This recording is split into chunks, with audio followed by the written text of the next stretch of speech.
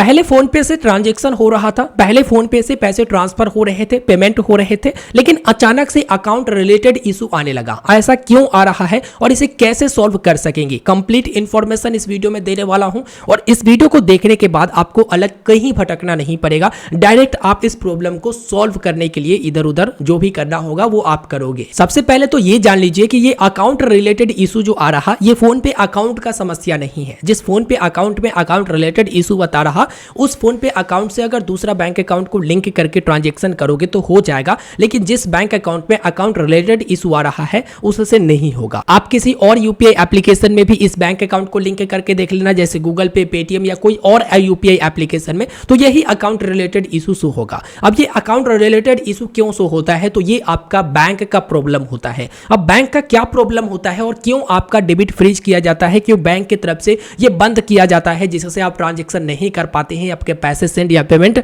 नहीं कर पाते हैं, तो इसका 3 सबसे मेन कारण है।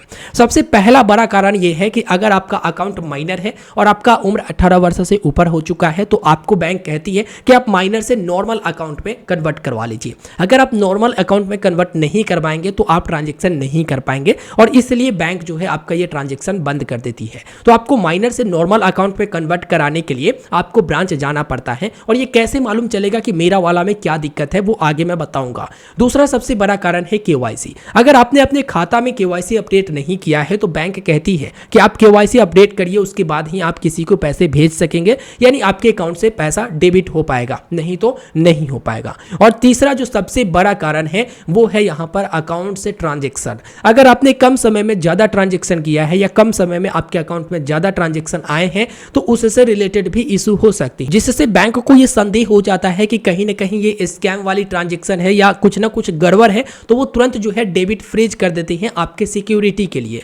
अगर आपके ट्रांजैक्शन से रिलेटेड इशू होता है तो आप कस्टमर केयर को कॉल करके तुरंत के तुरंत ठीक करवा सकते हैं, कह सकते हैं कि जो ट्रांजैक्शन हुआ है वो मेरे द्वारा ही हुआ है, तो वो तुरंत के तुरंत वो ठीक कर देंगे, बस थोड़ी सी वेरिफिकेशन करके। अच्छा, ये कैसे पता करेंगे कि आपका जो अकाउंट रिलेटेड इशू है वो आखिर कौन सा है, क्या माइनर से नॉर्मल अकाउंट में या फिर केवाईसी रिलेटेड या ट्रांजैक्शन रिलेटेड? तो इसके लिए आप कस्टमर केयर को कॉल करोगे। जब कस्टमर केयर को कॉल करोगे तो वो बताएंगे कि आपके अकाउंट का डेबिट क्यों फ्रीज किया गया है, क्यों आप लोग अपने अकाउंट से ट्रांजैक्शन नहीं कर पा रहे हैं, अकाउंट रिलेटेड इशू आ रहा। अगर माइनर से नॉर्मल अकाउंट में कन्वर्ट करना है तो वो बता देंगे, अगर केवाईसी रिलेटेड इशू आया है तो वो बता देंगे कि आप पहले केवाईसी कीजिए उसके बाद ठीक हो जाएगा, अगर ट्रांजैक्शन रिलेटेड इशू आया है तो वो जो है ठीक कर देंगे। तो इस तरह से जो है आप कस्टमर केयर से बात करके ये पता कर सकते हैं। अगर आप सोच रहे हैं कि बिना कस्टमर केयर को कॉल किए हुए कैसे इस प्रॉब्लम को जाने कि किससे रिलेटेड इशू है, तो देखिए सबसे पहले आप खुद में कंफर्म होइए, क्या आपका माइनर अकाउंट है और 18 वर्ष से ऊपर उम्र हो चुका है लेकिन नॉर्मल में आपने कन्वर्ट नहीं करवाया।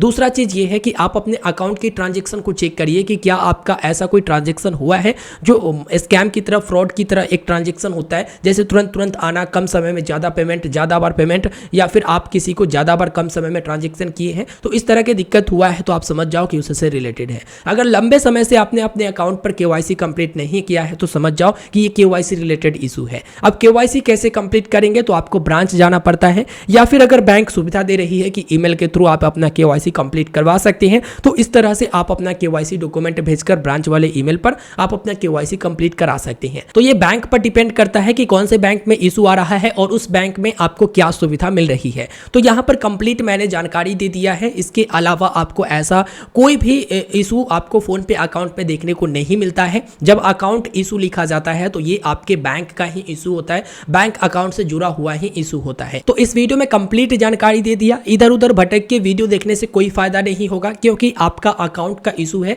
और ये आप कस्टमर केयर के द्वारा मदद प्राप्त करके सॉल्व कर सकते हैं या ब्रांच विजिट करके सॉल्व कर सकते हैं। ठीक है, इस वीडियो में फिलहाल इतना ही। मिलते हैं फिर एक नए वीडियो में। वीडियो को लाइक कर दीजिएगा, अपने दोस्तों तक शेयर करिएगा और चैनल पर नए हैं तो जरूर सब्सक्राइब करिएगा। अगर कोई और इशू आपको लगता है, दिखता है और उससे संबंधित आप सॉल्यूशन प्राप्त करना चाहते हैं, जानना चाहते हैं, तो आप जरूर मुझे वीडियो के नीचे कमेंट करके बताइएगा। मिलते हैं दोस्तों फिर एक नए वीडियो में। धन्यवाद।